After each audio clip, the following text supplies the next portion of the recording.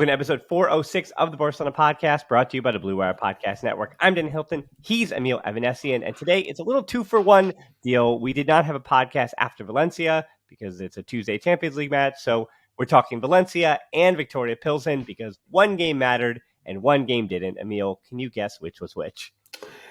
Yes, just given the fact that I spent most of the second half of today's 6-goal thriller delving into Brooklyn Nets madness. Today's game wasn't exactly the most significant on the slate. Well, I can say that, get a lot of basketball talk in here at the start here. As people who've been listening to the show for all these years know, my favorite player of all time was Steve Nash. And, well, as it was Steve Nash as a player. And while I'm not a Brooklyn Nets fan, I didn't even know they're the local team here. I didn't follow him to Brooklyn. I am happy to see him outside now of that world. I hope he gets another job where I can root for him somewhere else down the road here, because I think he did not say deserves better than that situation, because I don't think he really showed you what he could do as a coach. But I hope it's a good learning experience for him. Even Jason Kidd, a guy that I don't really like too much. Yeah, he did the Nets thing and the Milwaukee thing, and that stuff didn't work. Then he landed the Mavericks, and now he's a good coach. So I'm hoping the same happens with another former Suns guard, and that being Steve Nash. That the Nets thing, it's on his record. Then he moves on. The second stop is a little bit better. Look, I think I think he'll come off of this. I don't know if anybody knows if he's a good coach or not. Like that's very much open for debate. I could do well coaching Kevin Durant. Thus far I would say not so much, but he deserved better than whatever that just chaos chamber is that he's been thrown into, and so hopefully he gets another crack at it with something resembling a sane set of circumstances. Yeah, I think the only example to bring this back to the sport we're talking about that's opposite this is the fact that because Messi was injured in the Tata Martino year, I got to watch Tata Martino with Atlanta United here locally. Locally by in the U.S., out of the way, and I watched plenty of the Mexican national team because I'm also keeping up with stuff, and I work with that behind the scenes with other jobs, and so Tata Martino is a much better coach than what he was at Barcelona. Much better, and yet with Barca, it looked like he had an inability to coach a fellow Argentine in Messi, and it looked like a disaster for all that time. So that's one example of a guy who actually was better than just telling the star player to go out there and do his thing. But unfortunately, Messi was also injured that year. And that was also a long time ago. That was 10 years ago, because we're just talking about Valencia now, which feels like 10 years ago, but was just on Saturday. Of course, I kind of had to remind myself what had happened after watching that Viktoria Plzen game, which it felt like a bit of a lobotomy at times. But Lewandowski scores in stoppage time, saves Barcelona for 3 points again, continuing on the theme that Barcelona, are capable of keeping pace with Real Madrid in La Liga, because there is a night and day mentality. They're good enough to just sneak by the teams that are as good as them or just below them. Athletic Club, who they dominated, that is not sneaking by, obviously. They destroyed Athletic Club. Valencia, they destroyed Villarreal, who's right below them as well. They crushed Real Sociedad when they met earlier in the season to score 4-1. So the teams that they have to beat to keep pace with Real Madrid and still take the L and on the chin that they did to La Real, they've done. And Valencia is certainly in that group. They're in that next tier of teams that Barca, if they want to be able to challenge for the Liga, they've got to beat them any way possible. And they did that. They suffered. It was not a great game, but they figured it out. And there were guys in it that didn't really play well. And there were moments. And I think for me, it was not to say a tale of two halves, but for me, it felt like, unlike Villarreal and unlike Athletic Club, where they just went out and dominated for a week. It was a great week. Valencia felt like a hangover from Bayern Munich. It felt like, again, Pedri and Ter Stegen and Lewandowski and De Jong and Dembele. Everybody had either a heavy touch at times or a first half that looked like they were still thinking about Bayern Munich, unfortunately.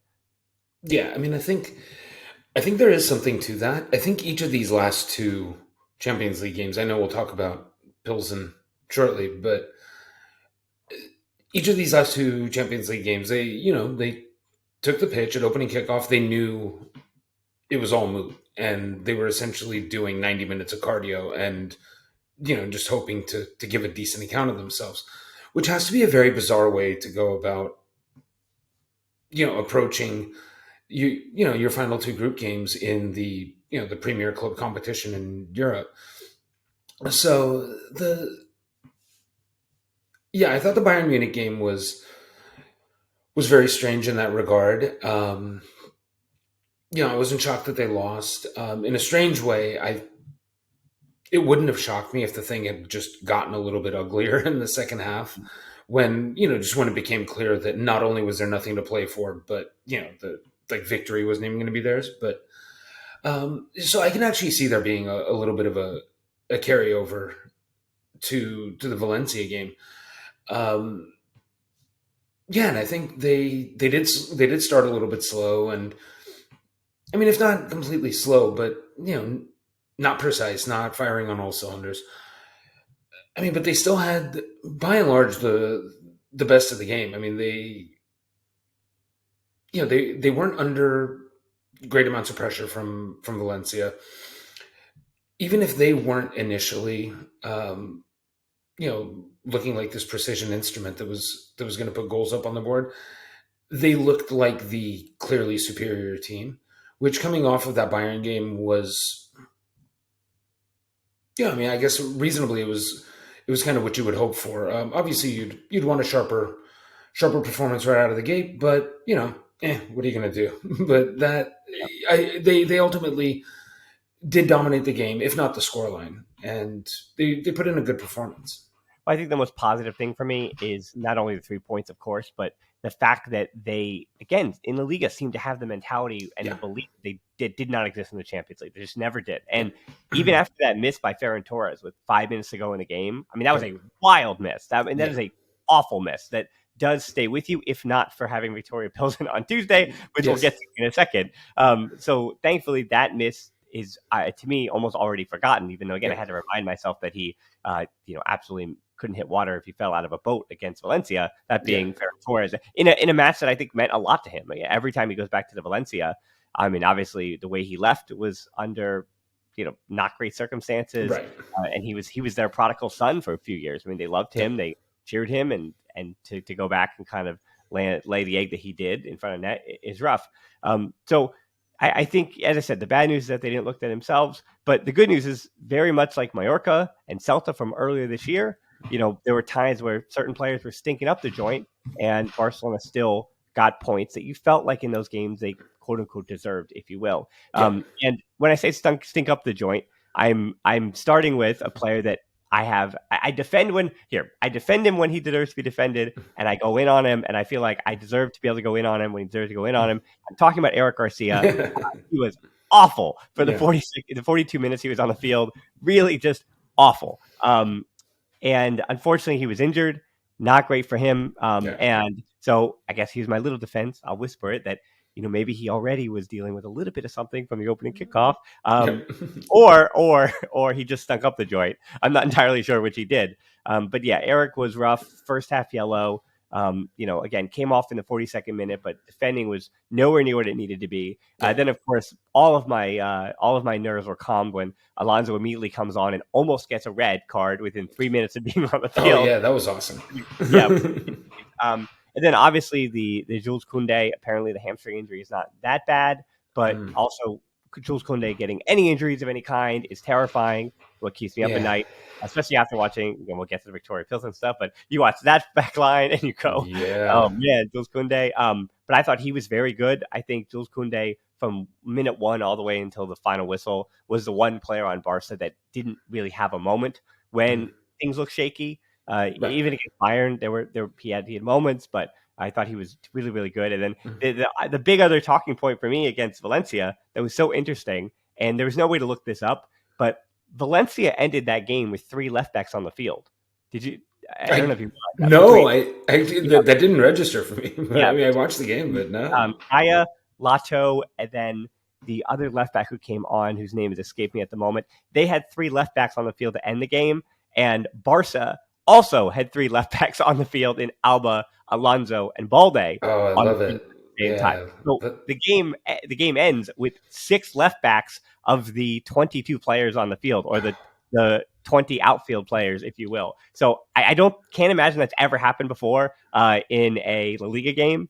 because, again, most Liga teams only have the ability to carry 2 left backs in a season. So you're really talking. I mean, it's almost an impossibility that it's ever going to happen. But it really is. I mean, 6 left backs on the field, like almost sounds like some sort of like avant-garde Pep Guardiola strategy for the second leg of like the quarterfinals of the Champions League. Well, I was thinking if Alex Moreno, who arguably has been the best left back in the Liga this year, if Alex Moreno was in that game, Luis Enrique, to figure out who his left back is for Spain for the World Cup, just watch that game. Just watch that game. Yeah. You get to watch all 5 or 6 or whatever 7 left backs in your pool.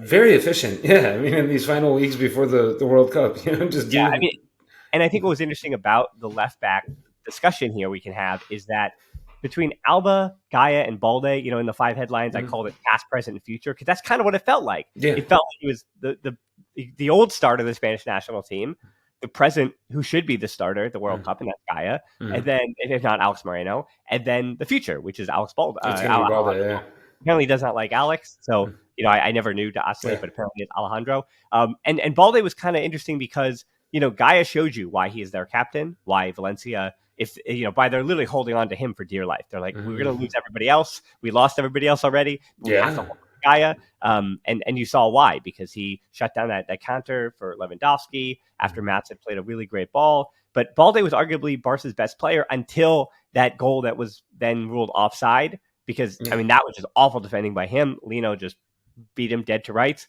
beat him in the air, and that was it. But fortunately, Marcos Andre's hand hit the ball, and Barcelona were able to fight another day. And then because it doesn't count, I don't know, Emile, what do you ever think of that? Where a goal is called offside and a player is just awful defending on the goal, and then it doesn't count, so it doesn't technically matter, as if it didn't happen. And so outside of that moment, Balde was once again really, really solid in that game. So I think the last part of what you said is, in a situation like that, that's what I take most into consideration is, I mean, stuff happens, you make mistakes and, this and that, just in any endeavor, you can flub something, when you're having an otherwise good day. And I think what happens is if you get that kind of get out of jail free card, what I really look at is, okay, so you were good leading up to that. You made that mistake. You were given a reprieve. Then what happens after that? And if, in some cases, and I do imagine a lot of these guys are just, when something like that happens, they probably do refocus and recommit simply because, I mean, you got lucky, just circumstances or whatever. Someone was offside, someone, handled the ball or whatever.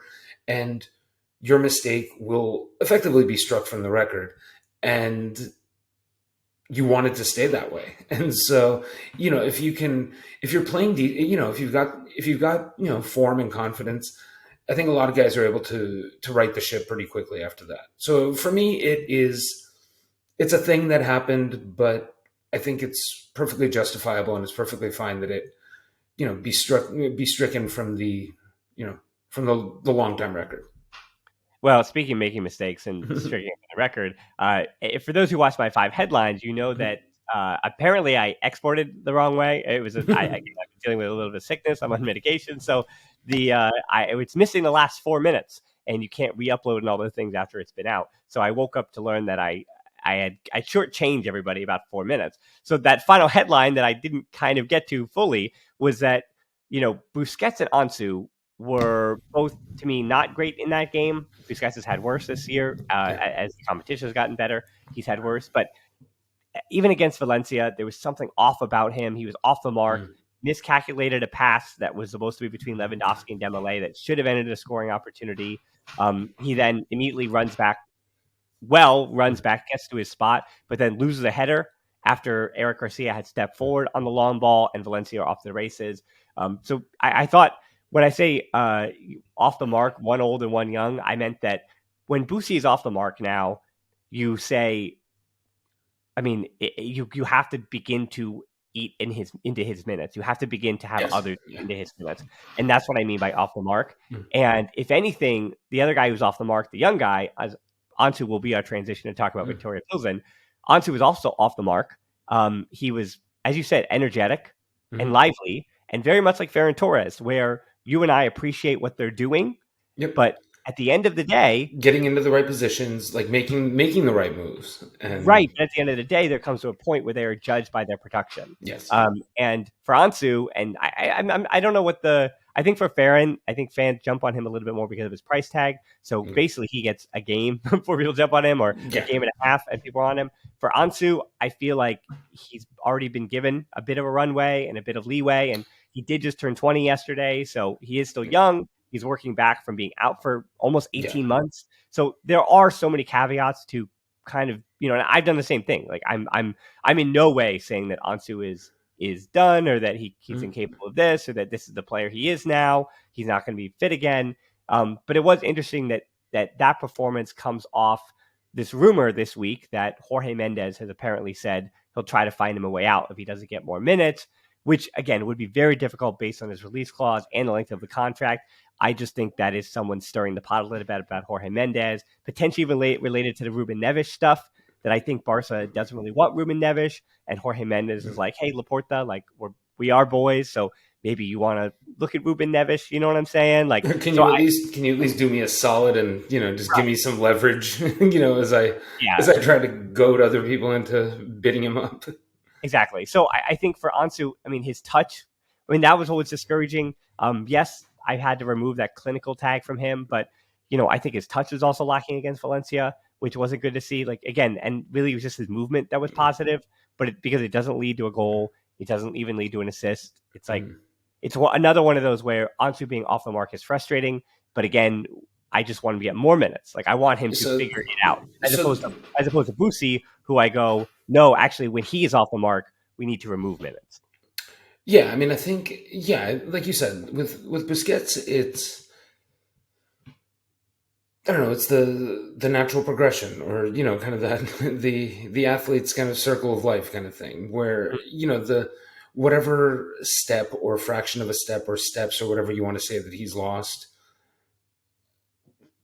aren't coming back. He's mentally and tactically and everything, he has all of that. He has everything that he's always had. He can still see the game and think the game.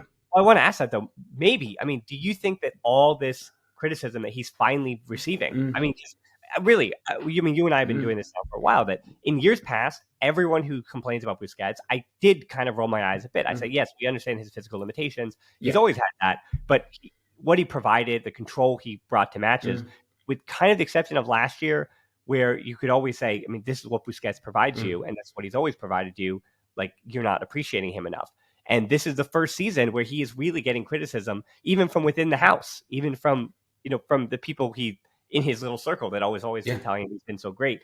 So I'm wondering if for the first time ever, Busquets, if what he's receiving criticism wise isn't actually affecting the way he's playing these balls. Because he still can ping a 40-yard diagonal ball at an incredible rate. He's still phenomenal with certain times, but it seems like he's not playing the sheer number of brilliant passes he used to.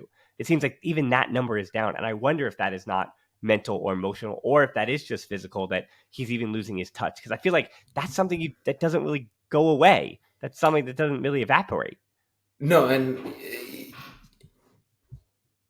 I hear that, and I understand what you're saying, and I agree with it to a large extent. I do think the criticism that he's catching, especially from, he is kind of one of the last remaining, I don't want to say sacred or untouchable players, but one of the last remaining or most unimpeachable players, I guess, remaining on this club, and to start hearing those whispers and start hearing those complaints, it wouldn't shock me if it has had some sort of an effect on him. Because this is his home. This has been his professional home his entire life, and it's been largely a safe place. And so I do think there's a little bit of that. I think there's also, what you're saying. We've seen he turns in phenomenal or brilliant performances sporadically, or it's maybe he's not doing it necessarily for 90 minutes as he was in the past.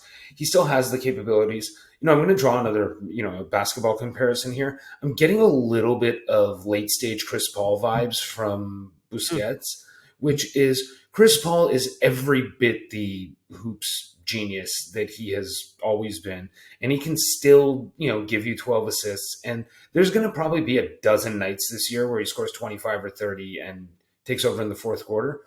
But, I think he's leading the league in assists right now. I know yeah, it's only like 6 games, but I'm pretty sure he's leading the league in assists. Right yeah. But when you see his offensive game, which was also kind of, dovetailed with the assists, is, he's had some really, really anonymous and underwhelming performances this season.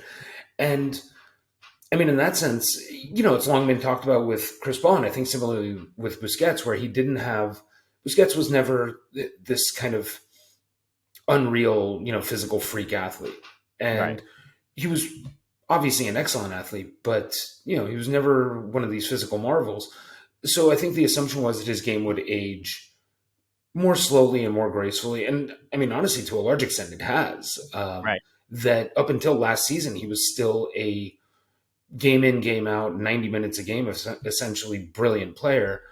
I mean, I think he's maxed out the physical tools that he had. And, and I think he can still conjure, good performances, and obviously, ping glorious passes, still fairly regularly, and play excellent halves. But I don't know if you can necessarily pencil him in for, 40 to 50 truly stellar, world-class performances this season anymore. Yeah, I mean, I could probably throw this hot take at you that I think that he's going to receive more compliments, and I think there might actually even be pushback to him being completely done and dusted come the spring, because other than Real Madrid, and I guess there is going to be a lot of emphasis put on those Europa League nights, so we'll have to see about that. But I mean, there's an opportunity where, because Barca don't play even Inter Milan 2 more times, they don't play Bayern 2 more times, they play Real Madrid 1 more time. There is this world where Busquets looks better in the spring than he did in the fall, because again, there's 5 different games, including the one at Santiago Bernabeu, that Busquets is not in a position to get completely overrun in a way that these 5 matches already did in the fall here in the first 2.5 months of the season. And those games and that competition won't exist in the spring because of the failures here in the fall. And then in the case of Ansu, kind of pivoting back to him, that even against Viktoria Plzen, I mean, you could see a player desperate to score. I think everybody was desperate for him to score. And, as I said before, I think that for Ansu, I mean, if he's more clinical in Viktoria Plzen, they win 7-2, or they put them away even earlier. And so Ansu, unfortunately, is not even hitting the net. Like, it's not even on target. And that is certainly a player lacking confidence. And it's kind of interesting about Ansu, because we've heard rumblings that it is a confidence issue right now, that he is not only not confident in his body as it's returning to health, but he's not confident on the field that he's able to do even what he used to at the rate he did, which makes sense. I mean, he's still not always a young player, but it's also a long time of him being out and having to consider those things. So I mean, it's almost like, I mean, he missed almost a tenth of his life. Just almost a tenth of the time that he has been on this planet was that injury hiatus. I mean, remember, he also broke his leg where he was out for an entire year earlier in his career. So I'm not even talking about that one. Yeah, so I'm just talking about this latest one. I mean, he is a player who's legitimately missed 20% of his playing career already on the sidelines, both professionally and as a youth player. So I think for Ansu, we've heard that it's a confident thing, and I think it's interesting because it seems so diametrically opposite from what we remember or think of as Ansu. Because Ansu, you think of the 16-year-old bright-eyed player who can't help but score these miraculous goals, who can't help but accidentally put his foot on it in some improbable way, and it goes blasting into the net at 190 miles an hour. And that's how I view Ansu, and that's how I see him in my head. So to see a shell of that, even at the age of 20, and having to rebuild that and put that back together, the good news is, if he's able to do that, and many players have done that, you're going to have a much more refined, a much more confident, and a much more complete player, I think, down the road if he's able to kind of rebound from this situation. And speaking of rebounding, now kind of moving that over to Ferran Torres, I'll let you kind of answer all three of these. Rafinha came into this Viktoria Plzen match as lost as I think he could be, believe it or not. I mean, again, I'm getting questions in the Facebook group about is he a bust, which is an outrageous thought in October for like Rafinha. A dozen games in, or I guess 17 games in or whatever. But the truth was, the best version of Barca's forwards certainly was with Dembele on the right, Lewandowski in the middle, and Xavi figured out somewhere else because it's not Rafinha. He has to play on the right. So he looked much better against Viktoria Plzen, which he should, with the 2 assists, movement between he and Ferran Torres dropping in. That's how they broke that medium to low block of Viktoria Plzen. And then having Ferran Torres, even he was a little off target in the first half, but that third goal in particular was the highlight of the match. A really, really good moment for Ferran Torres, and his movement and all those things. Not to say that a match and a double against Viktoria Plzen is going to make you feel vindicated or anything, but really good to see Ferran Torres rebound that way. Really good to see Rafinha that way. And now the question becomes, can those players take that form against not Viktoria Plzen and back into La Liga? Yeah, so I mean, okay, so picking up on a few of those things. So with regard to the Ansu bit, I think a lot of what you said about Ansu makes, the feelings of watching him in his current iteration, and what a bummer that is sometimes. I completely echo that. I think the confidence issue, it kind of ties in with, I mean, I've just, personally, just anecdotally just been thinking, I don't know if he's declared fit to play. He's healthy enough to be playing.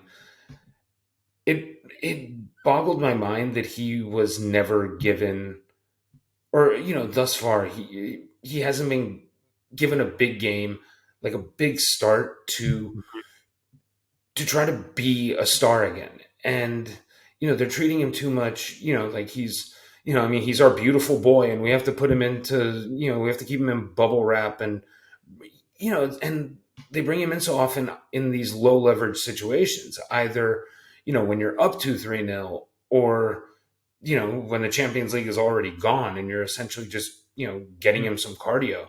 And just where I really wanted to see him playing, it's easy to do this, kind of the armchair GM stuff, but the week of Inter and Real Madrid, I think we might have even, I don't know if you and I spoke or if I was just speaking with somebody, just here offline, but it was, those 2 games are a potential moment. Like, those are a chance for Ansu to, sort of reintroduce himself and reestablish himself. And, if it doesn't happen, it doesn't happen. But this guy is a star. He's, you've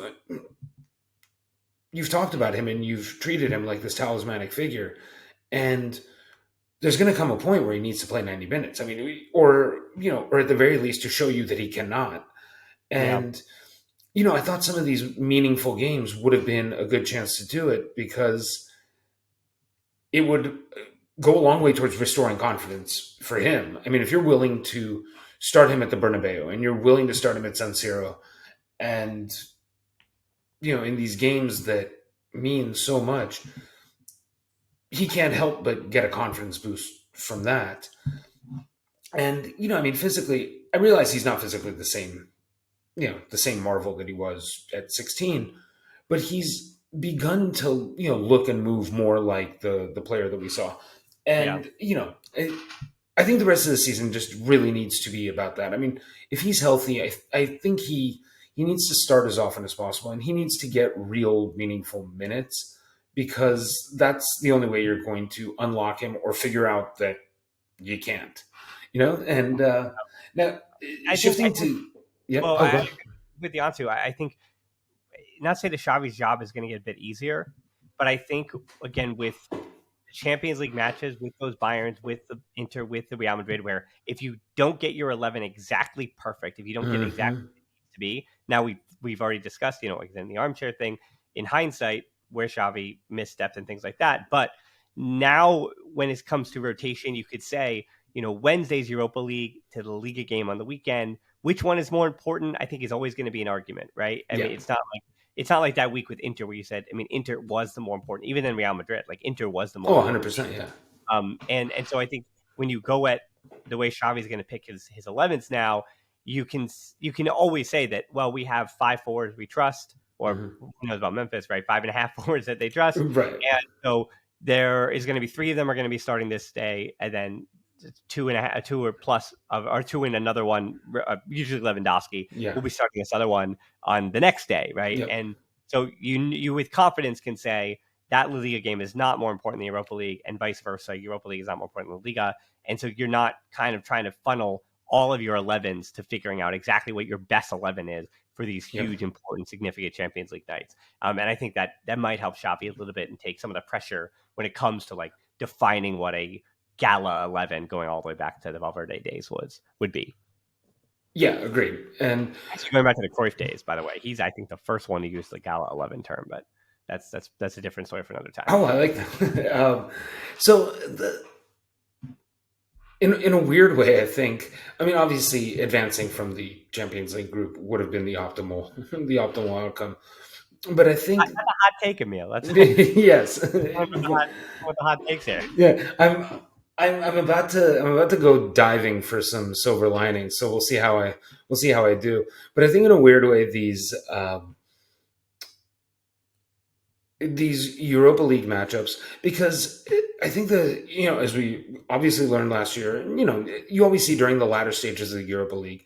I mean, it really is, a lot of Champions League caliber teams in there. So, I mean, it's, it becomes very intense. It becomes a premier European competition. So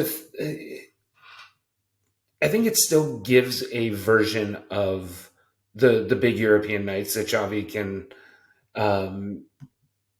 experiment with lineups and experiment with formations and tinker a little bit. And the margin for error marginally is larger in the Europa League than it will be in the latter stages of the Champions League. So I do think Barca should be able to make, a fairly deep run into the Europa League and in a way kind of simulate the big European nights for, what is still, this team has played 17 matches together. They played, 4 meaningful Europa League Champions League matches. So this thing is still a work in progress. And I do think that's something that sometimes gets lost a little bit, and the perspective kind of fades when results get bad, or you get bounced from the Champions League and things like that. But this team is still very much this collection of players playing together is still very much a new thing, and the team and Xavi's relationship with them and his tactics with this group are still works in progress. And so I think the Europa League gives you a very good sort of high leverage, but not as high leverage backdrop against which to do some of this stuff in preparation. Effectively, it sounds stupid to talk about it, but in preparation for next year's Champions League group stage to be ready to go into this competition next year better suited for it. Yeah, if finances don't, not saying improve, but if finances, if January is your only 1-to-1 opportunity, then you go back down to 4-to-1 because of the salary. Now you're talking about a pretty limited summer. So this, in theory, could be a very similar group to next season. And with that group, what could you accomplish? Hopefully you've tried to figure out some kind of solution for the Busquets situation. Mm-hmm. But other than that, by and large, going to be, and hopefully it's a healthier group next season when the matches matter, which was the big problem this year. Which speaking of healthy, with Koundé and Eric Garcia and Araujo and everybody else out, the back line today against Viktoria Plzen, Bellerin, PK, Alonso, and Alba. Honestly, Emile, I felt like this analogy, I hope works. It felt like basically Alba, Bellerin, and Alonso stacked on top of each other as one of those kids in a coat. PK as the head. Really, I felt like it was PK was the head, right, and then the three bodies that have three people a little underneath them, and then PK just goes, "Hi, Xavi, I'm here as I'm a defender," and that's what it felt like because Bellerin. There was a day, even 2 weeks ago, when I was like, "Oh, Bellerin and Roberto," and this is because I hadn't seen Bellerin. I knew his reputation. I'd seen him a few times at Arsenal. Well, actually, I think I saw him more at Real Betis than I'd even watched him at Arsenal through those years. But I thought it was 50-50. I said, they're both the backup to a right back that doesn't exist yet. But no, Sergio Roberto is. It's not even. It's now. It used to be A is a player that doesn't exist, or it's Koundé if Xavi can barter and plead with him to play right back, or Rajo, and then B is Sergio Roberto, and C is Bellerin. That was rough. That is. It's one of the performances where. And I had a hard time with this, right? Like Viktoria Plzen, the theme here was what matters and what doesn't. Yeah. I think Ferran Torres playing well matters because as weird as the rumor was about Barcelona potentially looking for another a 9 to back up Lewandowski, that seems like complete nonsense because Ferran Torres can only really play through the middle and should only be playing through the middle. So I don't know where that's coming from. But as far as where they need to be llooking at, it certainly is the right back spot. Yes. But again, Ferran Torres is real. The Frank Kessié and his performance today at the pivot, him going down injured, of course, we don't know about him just yet when recording this, but him as a pivot is something that I kind of have to read a little bit into because it didn't work. But I also forgive part of it because Pablo Torre got his first actual minutes and very much like you'd expect from a 19-year-old, scores the goal, had some good moments, had some good diagonal balls, got forward, played actually much better with Balde, interestingly enough, than he did with Alba. Something felt really stiff about those two. It's like, and this happens with really kind of over it players and players who are really young, where if the player who's young doesn't do exactly what the older player needs him or wants him to do, then it doesn't seem to work. So it just felt like stiffness was the only word that I can come up with. But it felt like Alba was almost, actively choosing not to combine with him well. And it wasn't functioning well. So when Balde came on with Ansu, it seemed to be a little more energetic, a little younger, a little more fluid. Not to say that Alba was poor because Alba, his final ball, his crossing was really good today. Yeah. And it is what we expect from Alba. But his defending was an absolute albatross as well, which again, you pair that with Bellerin, you pair that with Piqué, who just didn't look bad, but looked slow. Just didn't, look like he was a backup. And then Alonso, who, he scored the first goal, but the second goal, goodness gracious, Bellerin lied down. It looked like he was in a hammock between the two players, and he was not at all. Yeah, the cross comes in, and then Alonso. The cardinal sin of if you're not going to clear the ball, then try to mark the man, or at least know where the man you're meant to mark is supposed to be. Do something, Brutal. So it's like, do we read into the fact that hot garbage is a word that I think I overuse, but the back line was hot garbage against Viktoria Plzen. So do we read into that, or do we say, well, they didn't really get protected at all because Kessié isn't really a pivot, and Pablo Torre, Racing Santander used to protect that kid. He was an attacking midfielder, and they would defend for him, and watching him defend was also putrid. You can kind of see why. Yeah, you can see why you put someone in to defend for him. Yeah. So now he's in the Champions League and he's trying to defend, and he's looking like a baby deer. So it's like, do you really blame that much on the back line when, again, Kessie's out of position and Pablo Torre is, I guess, never defended for his entire life. So right. They also played like garbage. So I like, how much of that do we read into that negativity? I think there's a lot. There's a fair bit to go around. I think the back line was awful. They were. They got no support from Kessie and then subsequently Torre. So, okay. It was Gabi actually played well. Oh, yeah. But no, I don't want to loop Gabi into the No. He's completely clear of this at least whole today thing. Yeah. But they didn't get much support immediately in front of them, but they also these are four, at the very least, these are supposed to be, experienced, intelligent, seen some stuff, won some stuff guys who at the very least are supposed to play with savvy and guile if they don't have the the speed and the agility to hang with younger players. But it didn't even look like they were particularly smart players. You know what I mean? Like that's the one thing you can at least control is understanding the game. And that's part of the Alba problem. Like, Alba played on the left wing. Yeah. And if you're going to be left winger and you're not going to like work and fight and try to get back as an experienced left back, you're going to leave Pablo Torre alone, right? And so you get putting Alba put Pablo Torre in these really bad situations by just kind of. And I do think there's a little bit of. I think you touched on it a little bit. I don't know. Whatever, I'll do it. But I don't mean to try to jump into Jordi Alba's head. But I mean, I can imagine where he might be a little bit over this. Essentially, like it's been a medley of take a pay cut. We're gonna bench you. We'd like you to leave. We're gonna bench you. Hey, we need your help. Can you come back and give us 90 minutes, sort of thing. So I can see where after we're already limited to the Champions League. Yeah, right. Yeah. Would you like to go? Would you like to go to Central Eastern Europe and just play a meaningless game? It is also kind of with his, not say his brand, but we're talking years past. Other than that one comeback against Granada, 2 years ago? Yeah. Jordi Alba has a habit. If you watch those Copa del Rey, when Barcelona were only having one left back. Oddly enough, last year or 2 years ago or 3 years ago, Jordi Alba, when it comes to the first round of Copa del Rey, I have the match reviews to back it up. Like, I can tell you that he didn't show up.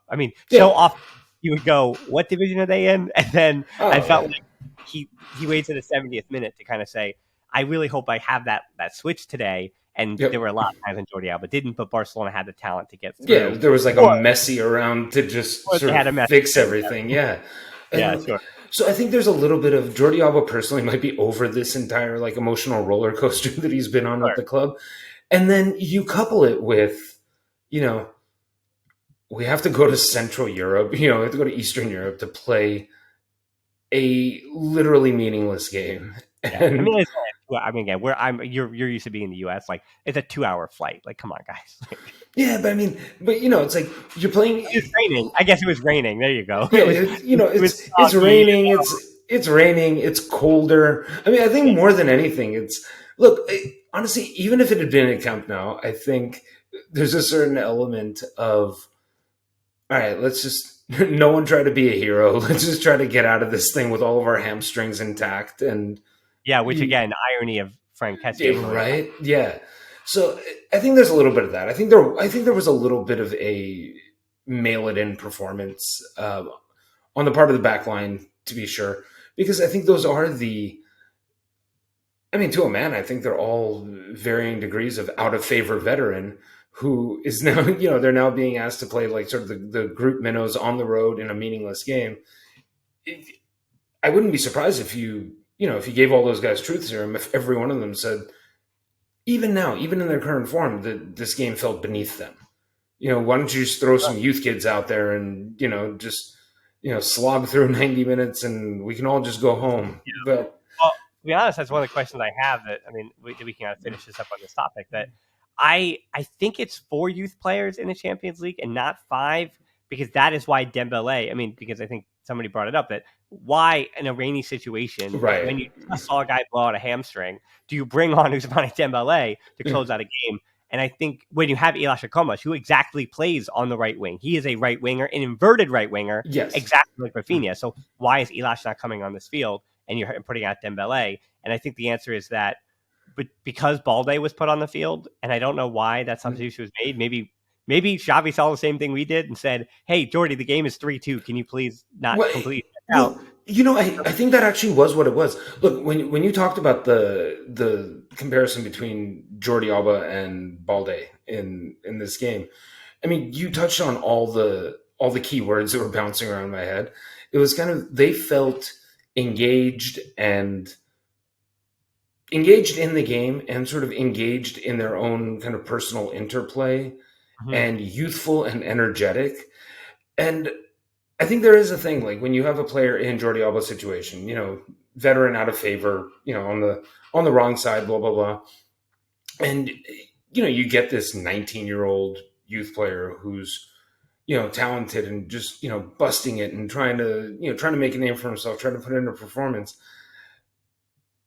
I think there's partly a little bit of your own frustrations bubble over, and Mm-hmm. you realize that effectively this guy represents hope for the generation that comes after you've left. So I can see where it might be kind of easy to be like, yeah, I'm not that into this. But where you Yeah. put the two young guys out there and they're like, man, if we kill it, we could both be out here starting in 2-3 years, and we could be part of the next, Right. next run of Barca teams. And so I liked seeing Balde out there for that reason. I mean, he injected something into the team that really was missing prior to his introduction. But yeah, I mean, but for that reason, they had to put Dembele on, which, yeah, Well, on a rainy. I think, but I'm not sure though too, because I think wasn't it Alvaro Sanz came on when Pablo Torre after he scored the fourth goal and he goes down. Yeah. So you still had Alvaro Sanz coming on. So at that point, it was only Marc Casado, it was Pablo Torre, and it was Balde. Unless Gabi is still registered as a B player until January, because I think you cannot register with the first team until, even though he signed the contract already. Yeah. I don't think you can register until when the registration window opens again. So I think admittedly don't know that, but that would make sense actually. That would be the reasoning. Yep. Because then again, you had Alvaro Sanz coming on for Pablo Torre, and in theory, there was only one spot with Casado, Balde, and Gabi already on the field too. Yes. But again, I also thought it was potentially 5 in the starting lineup, or I'm not exactly sure. Maybe it was you just wanted to give Dembele a run out, and he felt like Ilaix wasn't ready for those moments. Again, oddly enough, Ilaix did start in Xavi's very first game. What was it now 13 months ago? Ilaix actually started in the first game that Xavi took over. But, again, when once Casado and Sanz were in the midfield, I was kind of reminded, this is no disrespect to Alvaro Sanz. I have felt like every time I've seen him for the first team or even with Barça Athletic, he's been an important player now for the B team for 2.5 years. He's one of those players, very much even like actually less than like a Carlos Perez, where I just feel like he's not going to be in Barca's first team. It's just there's something, that highest level is missing from him. And very much, almost what happened to Mika Marmo, where he goes to Andorra, and now they're for promotion to the second division. Or that maybe they're in the second division now and they're fighting for promotion to the first. I don't remember. I gotta ask PK. Yeah, exactly. Either way, so I think that is more where I feel like his level is going to be, like with an FC Andorra or with a team that's fighting to play in the first division. Even at this point, a Sporting Gijón or a Real Oviedo, right? Like one of those kind of teams. Andorra currently 8th in the Segunda. The second division, right? So yeah, and that's what I'm saying. So that's Mika Marmo wound up for a team that's like pushing, wanting making moves or trying to make moves in the second division. Yeah, exactly. I mean, they're not out of reach of getting into the promotion spots. And I always felt like that's where Alvaro Sanz is. For Marc Casado, it's interesting because it's funny that Xavi Simons came up early in the week too, is what saying about Barca youth players don't lift any weights or anything like that in the gym, and France was a different situation. I want to remind people, and again, this is going back in the Wayback Machine, that Casado having big performances for the Cadet Oz at the time, the U16s, was one of the reasons why Xavi Simons decided to go elsewhere. It's why he wanted to win the reasons. It was money, yes, but he had also lost his spot between Chus Alba and Marc Casado. There almost was no room in that U16 midfield for him anymore. And that led to him playing on the wing a bit more, which has worked out for him in his career. Now he's banging goals for PSV as a forward. But Casado has always fluctuated between being a good prospect and a potentially great prospect, where if you ask me based on the performance, how many appearances I think that he's almost an Alex Callado, where depending on the year, you might need him. Yeah. So next year, listen, if finances work the way they do, and there is no 60 million euro Zubamendi deal or no player to play the pivot who's brought in to pay the pivot, and De Jong is still sticking around, but he's an interior / pivot, and where is he going to be? I could see Casado being this backup pivot to a player that isn't a pivot, right? If that makes sense. Yeah. Where next year you say, hey, we're going to play a double pivot with Kessié and De Jong is also our pivot when we play just one in the 4-3-3, but Casado is our backup pivot. And I could see a world where that makes sense. Again, where he plays in the 24th or 25th man for an Alex Cayato. Or again, you also expect Nico Gonzalez to come back and take that spot. But what if Nico is just an interior? What if Nico wants to play elsewhere throughout his career? Like, there's so much that can change where Castado might wind up in the first team. I think he's safe. He is practical. He doesn't have the same ball playing abilities as Busquets. So then you ask, what is he? Like, how does he affect the game in a really positive way against elite teams? And because I can't answer that question, I do wonder, what is, as I always say, when it comes to Barca players, what is his elite skill? And I can't really answer that question other than he is very safe. He helps you control a match. He can do that for Barca Athletic. Can you do that in the first division? I don't know. I think he's depth in the sense of kind of how you're describing. And if as he matures and his game matures, that ability to control a match, hypothetically, say it doesn't come at say it never arrives at the Champions League level, at the, against Real Madrid, Atletico Madrid, whatever, top 4, top 5 team level. But if he's able to do that consistently against teams 9 through 20 in the league during a long campaign, I think as a backup and as essentially a spot starter against lesser opposition where you're not burning/risking your top end talent. I think there's value there. I mean, and none of this is, I realize a lot of this sounds like kind of damning with faint praise, but it's really not. I mean, because these are valuable roles on excellent teams. Yeah, and I think him being a pivot and also being able to play right back, having that kind of versatility, I think that is his only path to sticking around in future seasons. Because if he was an interior, like there's a player right now at the playing for Barça Athletic and Juvenil A, and that's Alex Garrido. And Alex Garrido is a very talented player, but I think he's the limit of one too many young midfielders, right? I mean, I think that's what's going to be unfortunate for him. I think he's coming around as the youngest not youngest because Gabi's younger, but he's in that batch, and he's the youngest of Pedri, Pablo Torre, even Casado, who plays farther back, even Alfaro Sanz, who gets called up for these, right? I love so much that Gabi is still, like, with all of these new names popping up and everything is like, Gabi's still the youngest. Exactly, right. Even as a player, Danny Rodriguez looks, I think he's 17 now, looks 17, really, really young. And again, you're like, oh, Gabi just turned this guy's barely younger than him. Just turned 17. So speaking of young, last point here, the U19s they also played a game. It didn't matter today against Viktoria Plzen, but because they'd already won the group, so that's a good thing in the UEFA Youth League. And Lamine Yamal winds up being the youngest Barcelona starter in the UEFA Youth League, I believe, having been and then also Mark Kubasari, I'm not trying to pronounce that. He winds up at 15 being like the third youngest debutant in that in the UEFA Youth League, just behind Lamine Yamal and Irak Moriba, who, as you remember, was a big prospect for Barca. Not that he's still a teenager himself or just turned 20 or whatever. But Lamine Yamal, got a chance to see him today. Hot take on prediction on him. He's going to be a Barca Athletic / U19 player again next year at 16. And having watched him again today, worries about him are his physicality. But again, he's 15. So I can almost guarantee that he will make an appearance for the first team. One appearance at least, or two for the first team next year. This kid he's special. He's really, really good. And again, Gabi was more prepared. Pedri at 16 was more prepared physically. Ansu was more prepared physically. This kid still looks 15. And so we don't know what 1 year does. Like when he's 16, right? Like when Ansu was 15, he did kind of look like a 15-year-old, and 15 to 16 is a huge change at that age. So we don't know what he's going to look like in 1 year's time. His birthday's in July. So again, he just turned even 15, right? He's technically like 14 plus a little bit. So when he's actually 16 years old next spring, we'll say, right? Like, and he's closer to 17 than 16.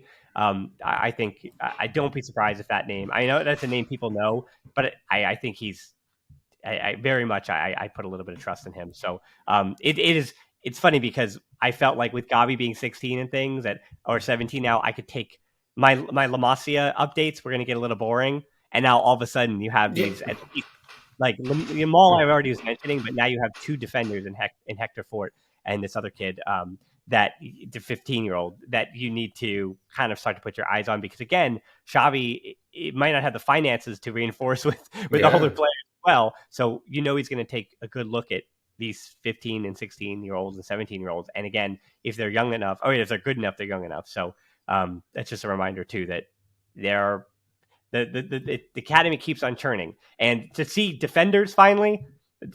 After watching Plzen, that's where I'll end it. After watching this performance from Hector Bellerin and Alonso, it's nice to see some high prospect defenders in the academy again. I saw some stuff on Twitter. I saw some stuff on Twitter tonight, just pining for the days of like Lenglet and Serginho Dest. And it would be difficult to refute those comments. Yeah, it was a rough one.